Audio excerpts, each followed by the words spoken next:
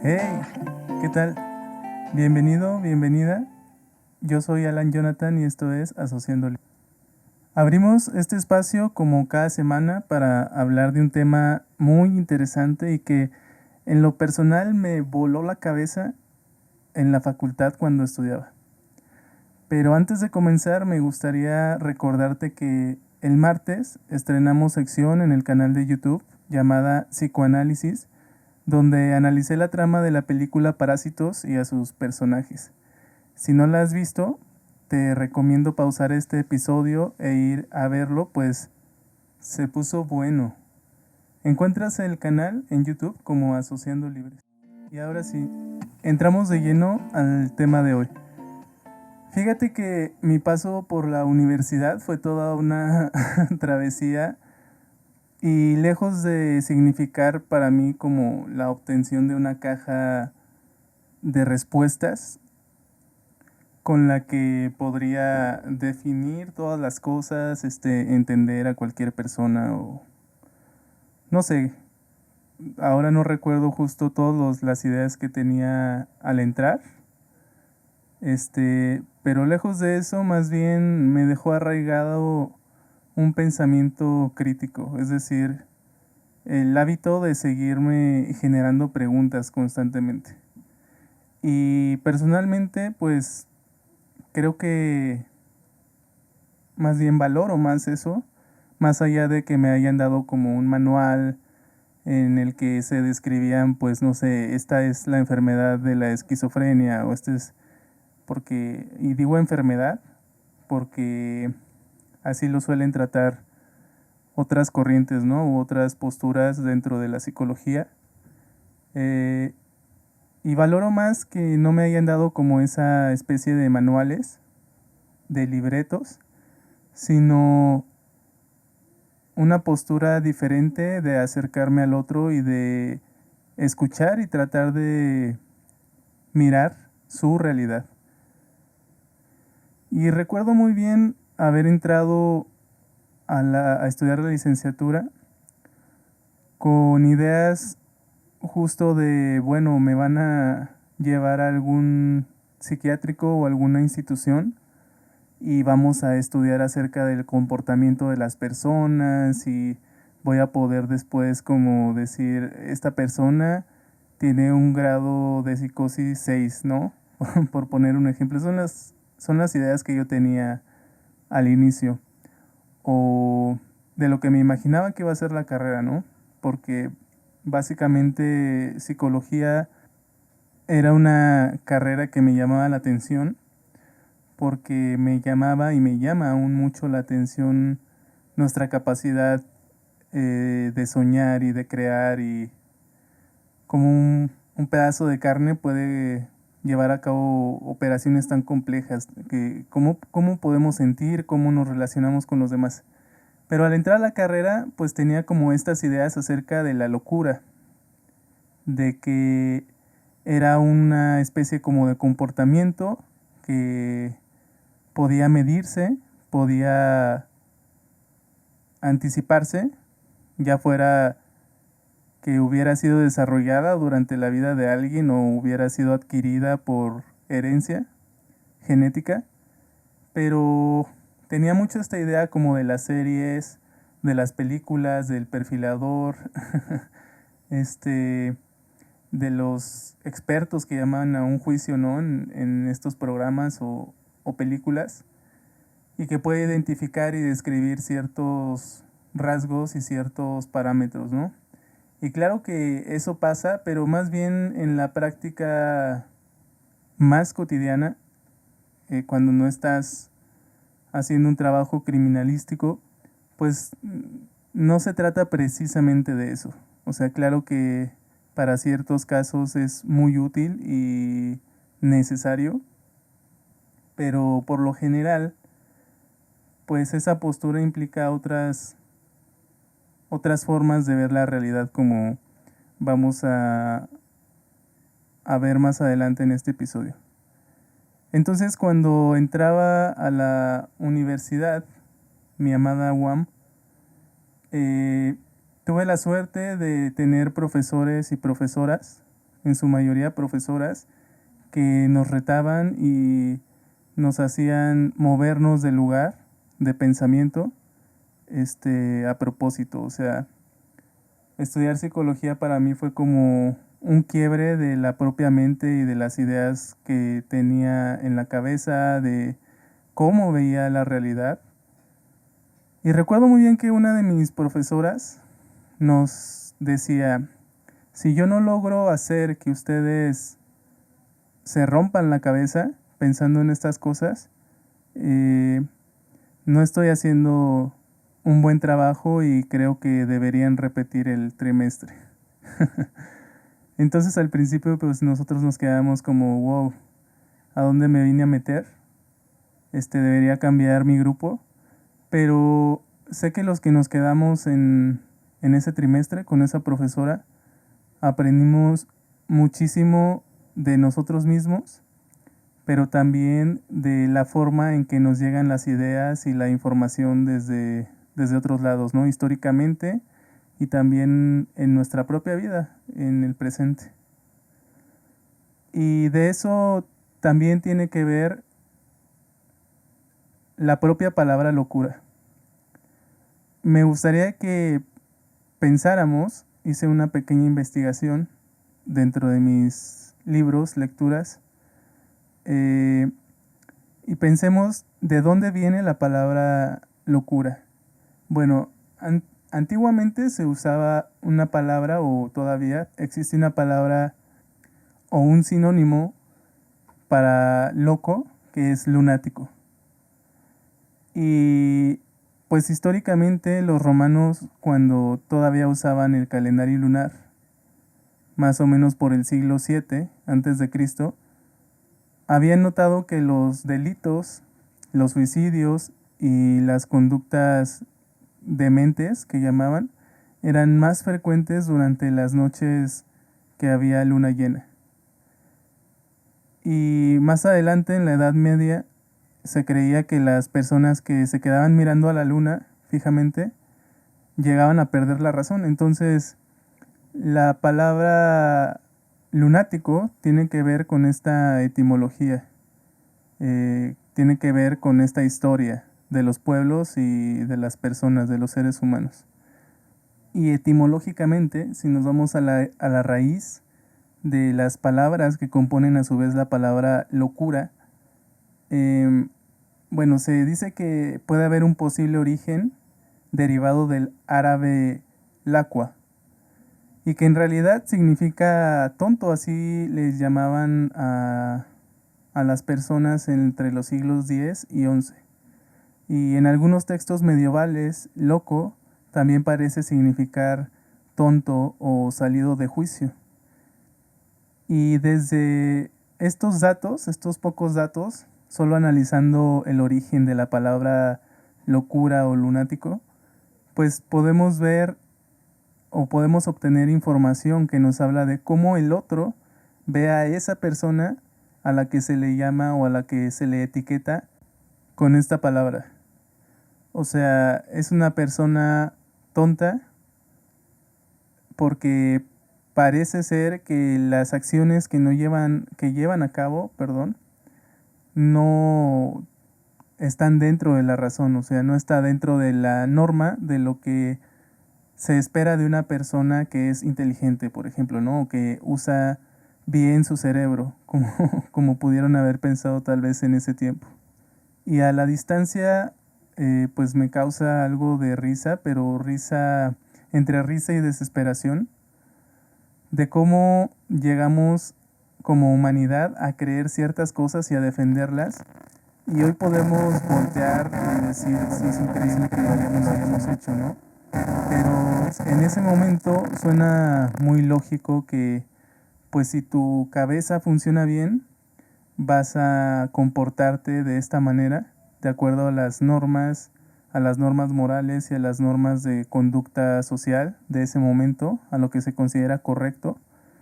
Y si no es así, eres un loco, eres un tonto, alguien que no tiene juicio, que no ha sido sabio y que no se ha pegado a a lo que comúnmente hacemos como pueblo, ¿no?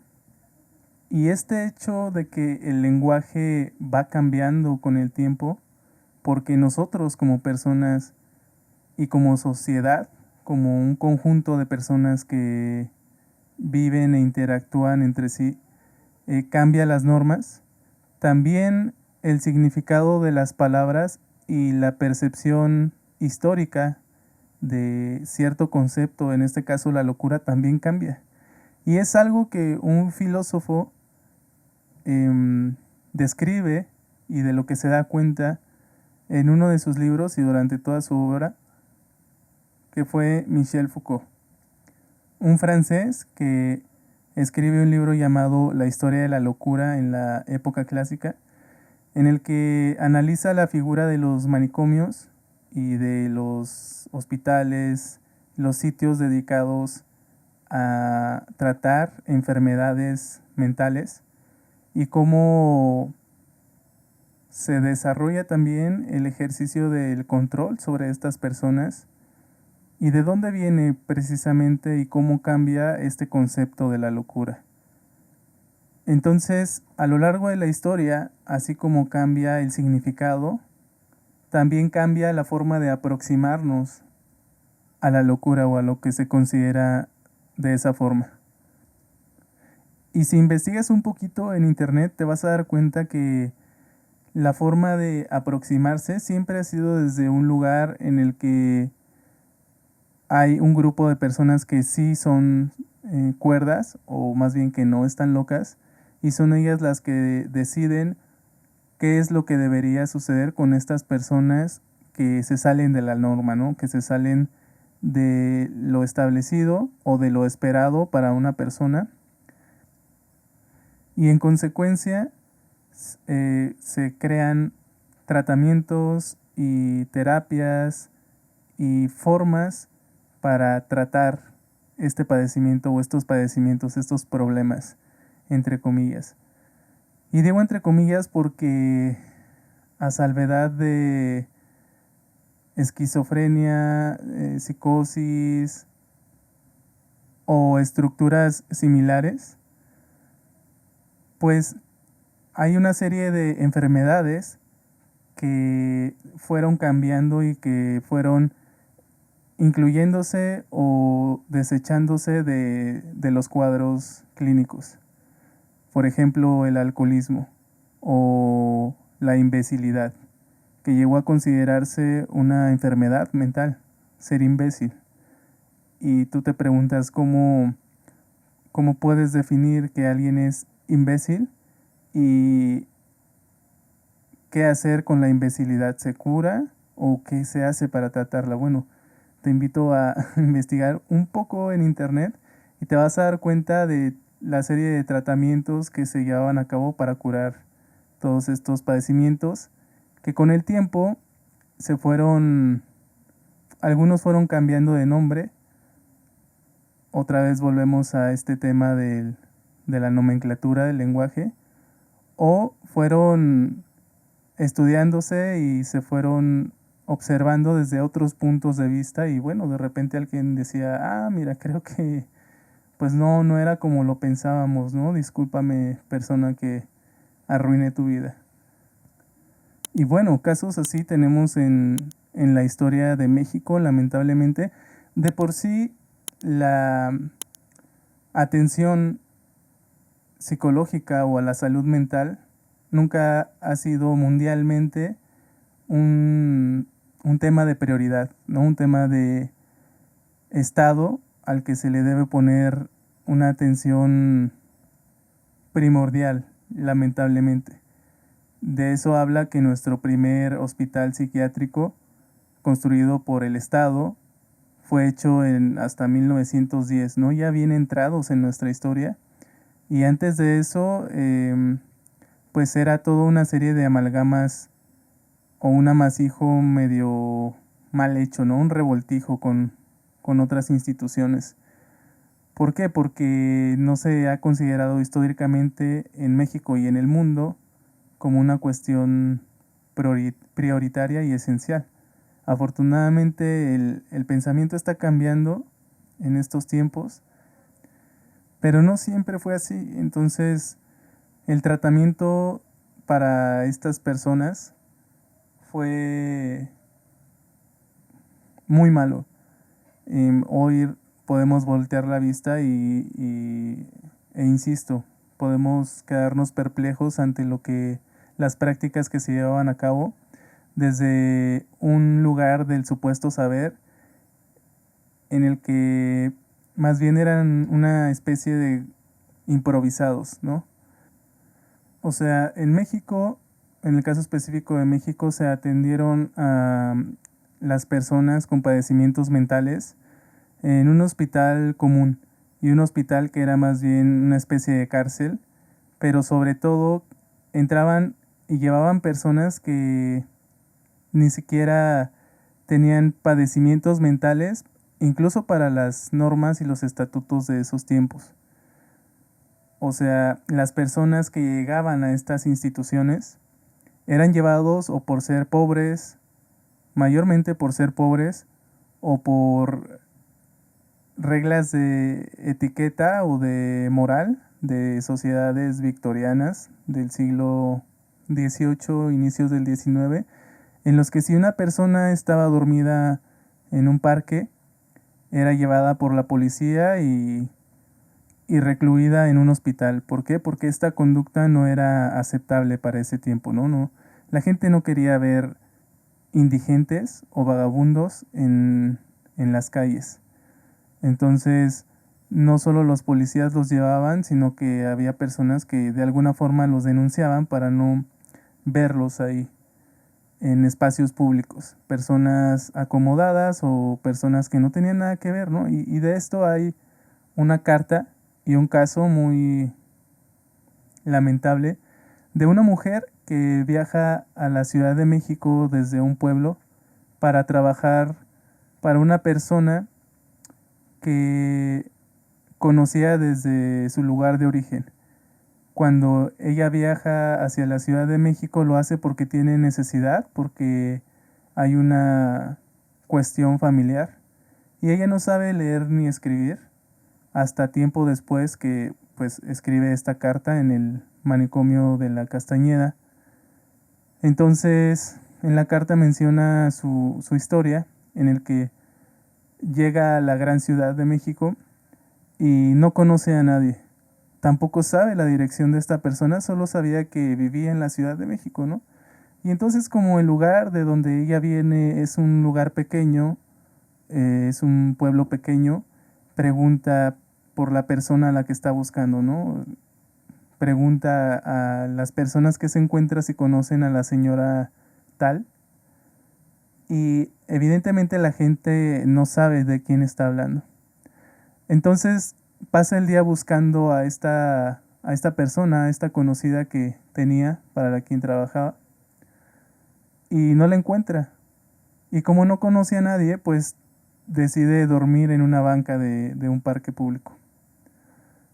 Pues ella sigue narrando y menciona que unos policías se le acercan y le preguntan de dónde viene y a dónde va y qué está haciendo ahí en el parque, ¿no?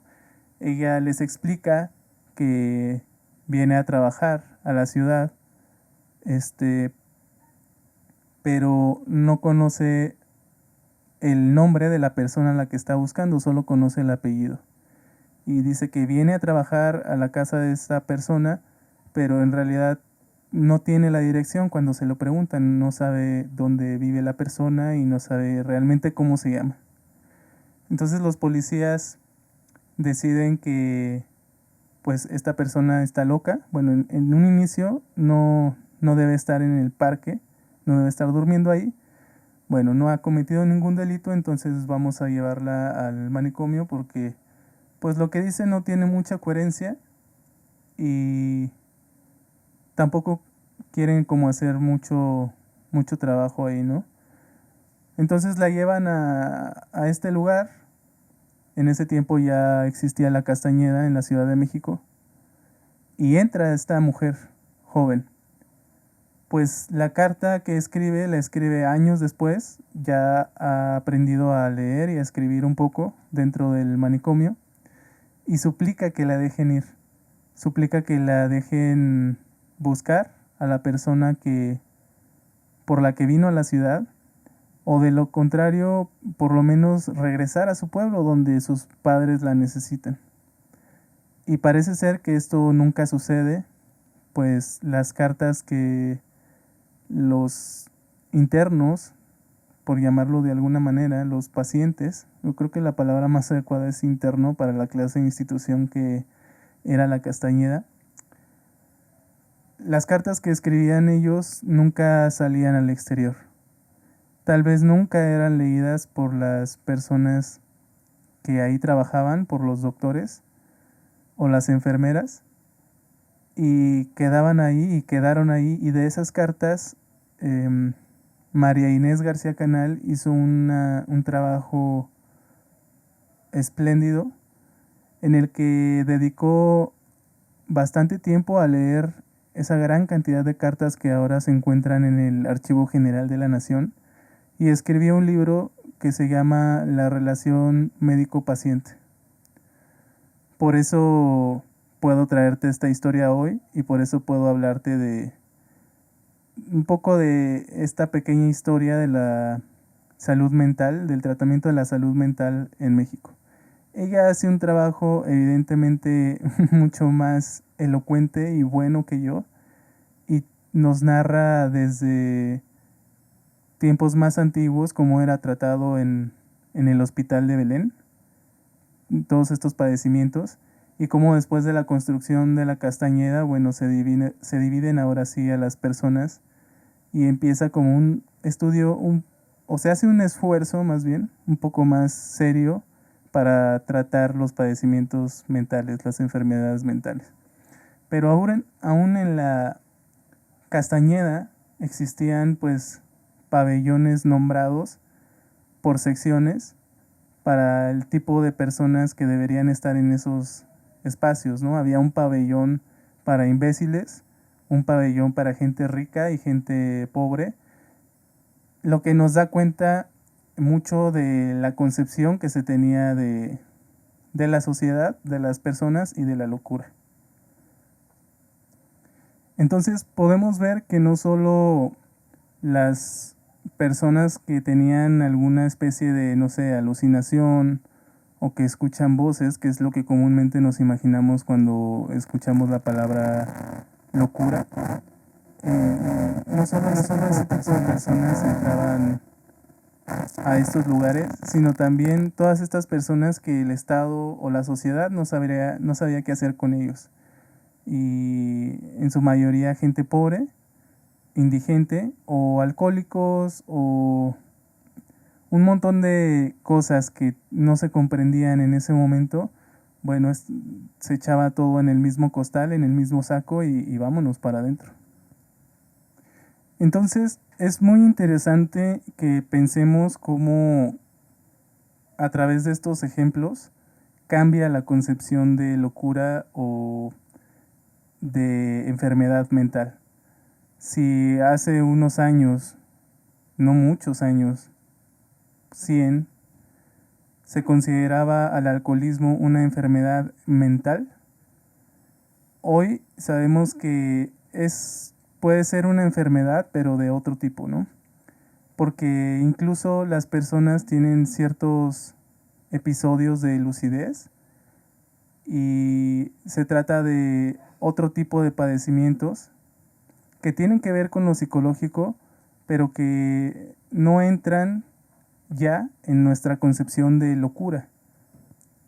Alguien pobre, como se le consideraba antes a los pobres, gente sucia, gente que no tenía educación higiénica, eso también era considerado un cierto grado de locura. Bueno, ahora nuestra concepción de locura en cuanto a ese tema pues cambió totalmente, ¿no? Alguien puede ser sucio, pero eso no significa que tenga un problema necesariamente psicológico de locura. O sea, sí que puede haber alguna especie de trastorno o algún problema para esa persona, o algo que esté causando ese padecimiento, como hay trastornos con la limpieza, puede haber un trastorno del lado inverso, pero eso no quiere decir que cualquier persona que no tenga acceso a un baño es una persona que ha perdido la razón, que no tiene cordura y que merece estar recluido en un manicomio. Así que, por otro lado, es interesante pensar que si la locura como concepto ha cambiado a través de la historia, bueno, tal vez también lo que se considera cordura puede haber cambiado con el tiempo, ¿no? Las características que se asociaban a alguien cuerdo pudieron haber cambiado con el tiempo, y prueba de ello son todos estos testimonios en casos de asesinos seriales en los que la gente dice esta persona no demostraba ningún comportamiento errático o no hacía comentarios fuera de lugar, o sea, que dieran las señales de que había algo mal con esa persona. Era todo lo contrario, una persona que participaba dentro de su comunidad, que hacía cosas en beneficio de la sociedad, una persona inteligente, volvemos a lo mismo, una persona estudiada, con universidad, no sé, algún posgrado, con una familia, con amigos, con capacidad de socializar, etcétera. Y resulta que llega a cometer una serie de atrocidades o de crímenes que no se esperaban de acuerdo a lo que la gente veía y a lo que la gente asociaba con alguien cuerdo, ¿no? Aparentemente era una persona totalmente sana y normal, pero resultó no ser así, ser de otra forma. Entonces yo recuerdo muy bien y con mucha claridad una frase que me dejó helado en el momento que la escuché. Estábamos en una sesión, en una clase con nuestra profesora, y nos decía, justamente hablando de este tema de los problemas mentales, de los conflictos, nos decía, bueno, es que aquí entre nosotros puede haber alguien que sea psicótico o esquizofrénico, o sea, que escuche voces o que tenga una realidad alterna a la que todos compartimos y podemos nunca darnos cuenta. Entonces yo me quedaba helado y pensando y decía, es cierto, y al final, entonces, ¿a qué se resume la etiqueta de loco o de locura? O la etiqueta de enfermo. ¿Cuándo comenzamos a considerar que alguien se salió de la norma, o como dicen en México, que se le fueron las cabras al monte, para empezar a tratarlo de esa forma? Entonces me preguntaba, ¿hasta dónde llega el terreno del diagnóstico si no hay una manifestación como externa? Si alguien no te, no te dice algo, por ejemplo, fuera de contexto, que te saca de onda, si alguien incluso no te hace daño físicamente, ¿qué diferencia hay con una persona que, entre comillas, es cuerda? O voy a formularlo de otra manera. Si alguien que está llevando a cabo tratamiento psiquiátrico o psicológico diagnosticado con una enfermedad mental puede, que es el fin, estar inserto de nuevo en la sociedad y convivir con los demás, ¿cuál es el estigma de la locura y cuál es el problema con este tipo de padecimientos? Más bien, ¿cuál es la diferencia que nos hace estigmatizar al otro, ponerlo aparte y comportarnos de cierta manera con el otro en relación a nosotros mismos? Que sí, que hay casos que pueden ser peligrosos para la propia persona que está padeciendo esto, y por eso se llevan a cabo tratamientos y se llevan a cabo procesos de medicación. Pero a lo que voy es ese lugar de seguridad en el que nos implantamos, los que pensamos que no tenemos ningún problema, se convierte en un lugar de superioridad con el que miramos hacia abajo al otro y comenzamos a tratarle diferente. Y tratarle diferente implica desde tener lástima o compasión hasta llevar a cabo acciones que discriminan a las otras personas. Y toda esta concepción de creer que hay personas que son cuerdas y hay personas que no lo son, que están locas y que por tanto necesitan ayuda de las personas que sí están supuestamente cuerdas, pues nos lleva a tomar acciones como sociedad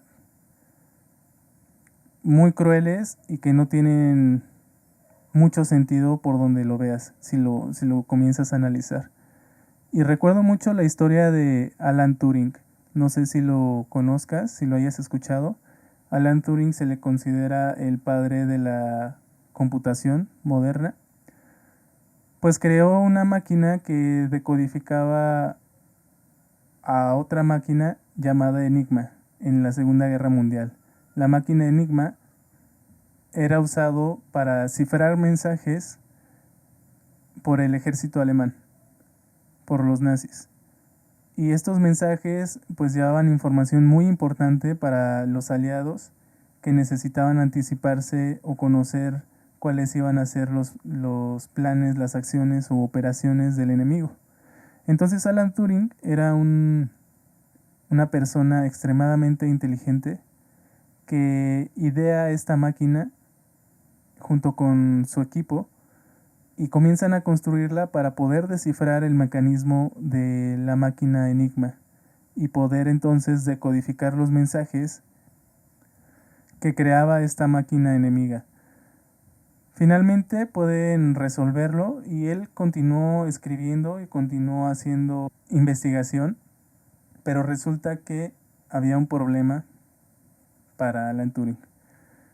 Era homosexual y al momento de enterarse sus superiores y las autoridades, le recetan un tratamiento de fármacos que lo que hacen es ponerlo en un estado deplorable y en el que poco a poco va cayendo en depresión, ¿no? No es capaz de concentrarse ni de hacer sus actividades como las hacía antes normalmente, sufre mucho y su ánimo decae y finalmente termina por suicidarse, muy joven.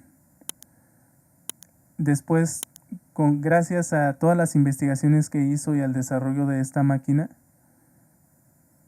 fueron posibles inventos como la computadora, entre muchas otras cosas más.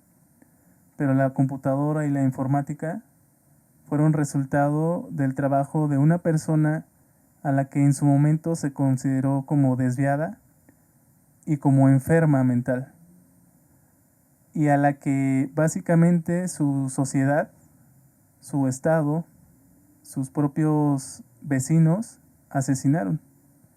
Lo llevaron a un estado en el que ya le era imposible continuar viviendo, pues no se reconocía a sí mismo como esa persona taciturna y entonces decide terminar con su vida.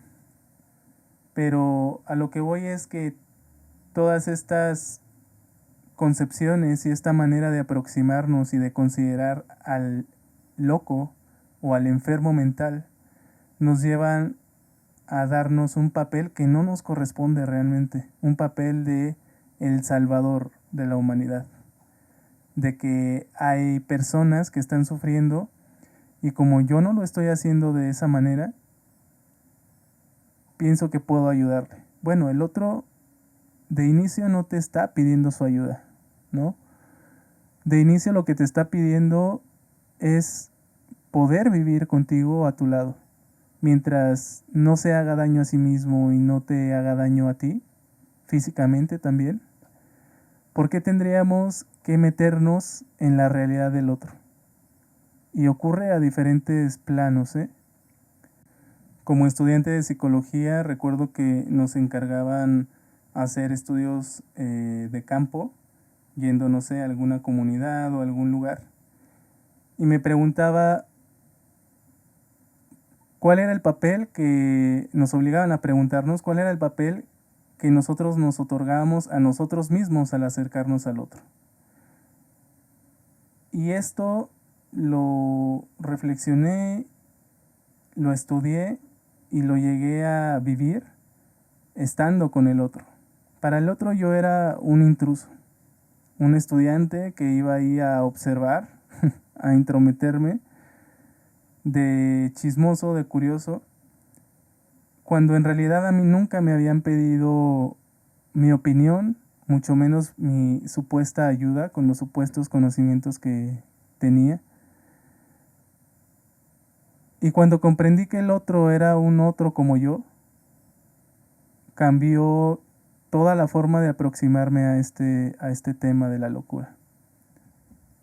Y al tema de mi relación con los otros, que es en lo que tenemos también que englobar este tema o esta cuestión, porque cuando visitaba esos lugares o cuando acudía a una comunidad, pensaba que había ahí un problema que yo podría resolver y no había nada más alejado de la realidad y nada más engreído y arrogante que esa posición del supuesto saber.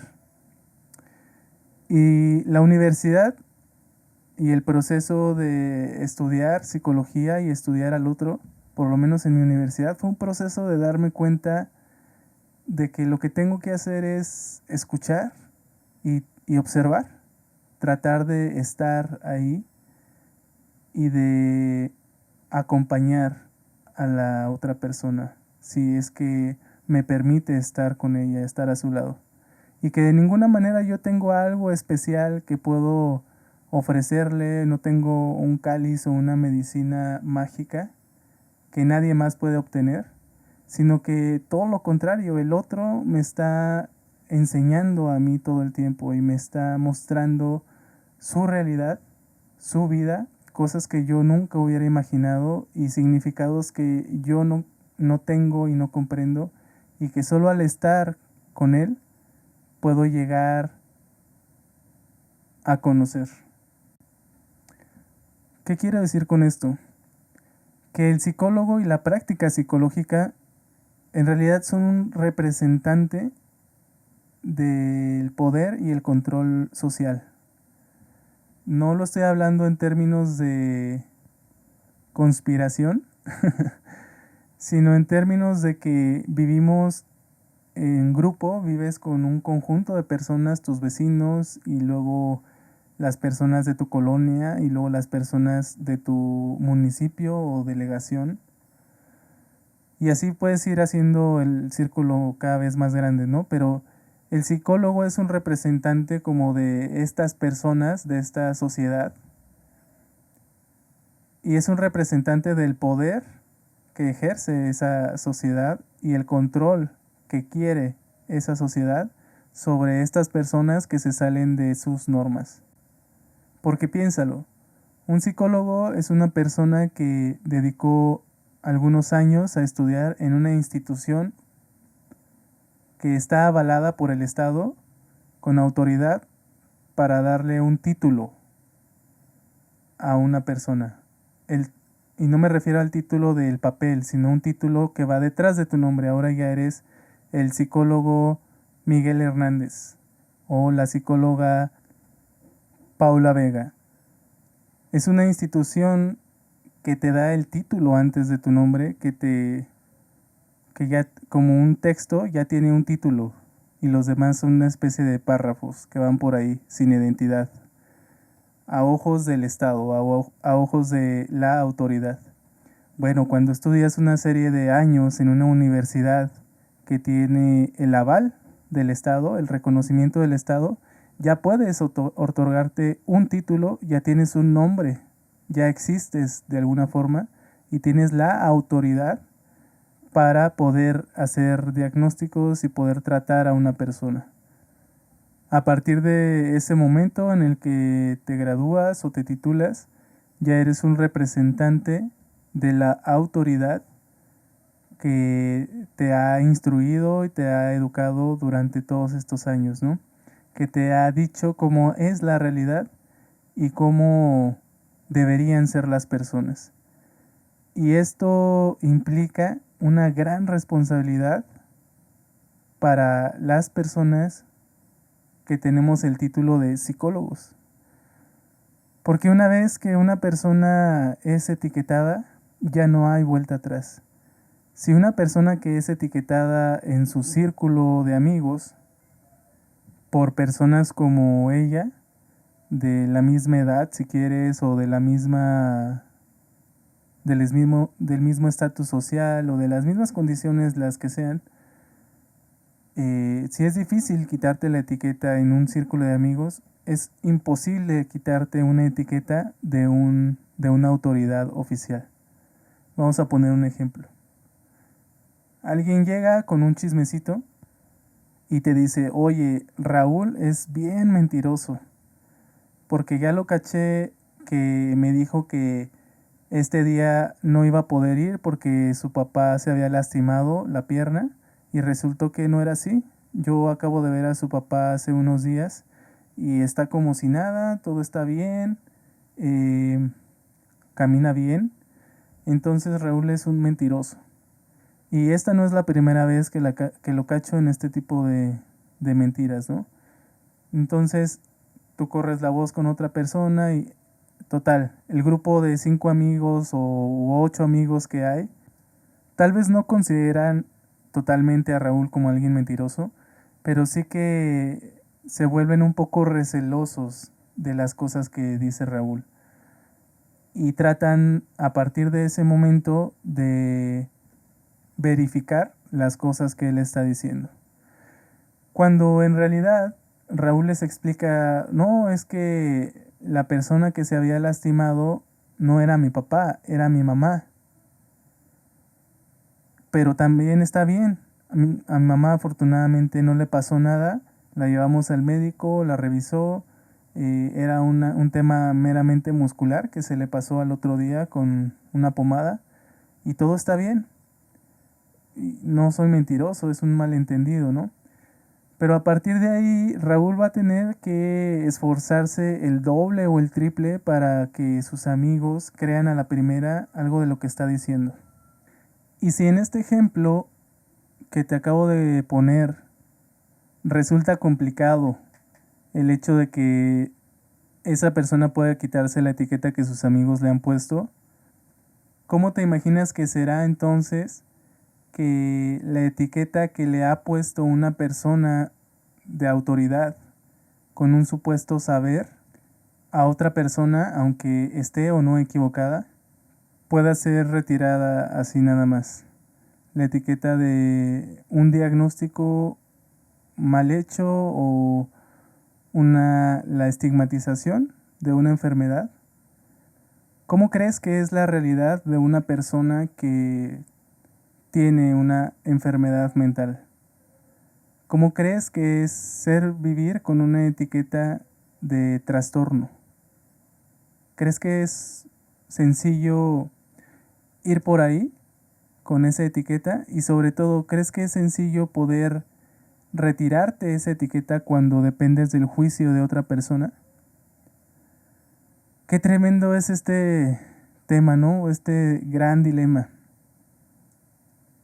Así que como psicólogos o como personas que nos dedicamos al área de la salud mental, tenemos una gran responsabilidad, pues nuestros enunciados, lo que digamos, pueden significar la vida de las personas.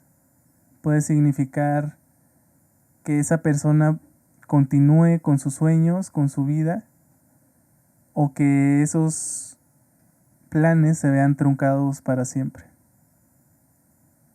Los psicólogos no tenemos la verdad absoluta, no tenemos la razón, ni siquiera tenemos los conocimientos en el sentido de los únicos conocimientos, ni podemos definir cuál es la realidad.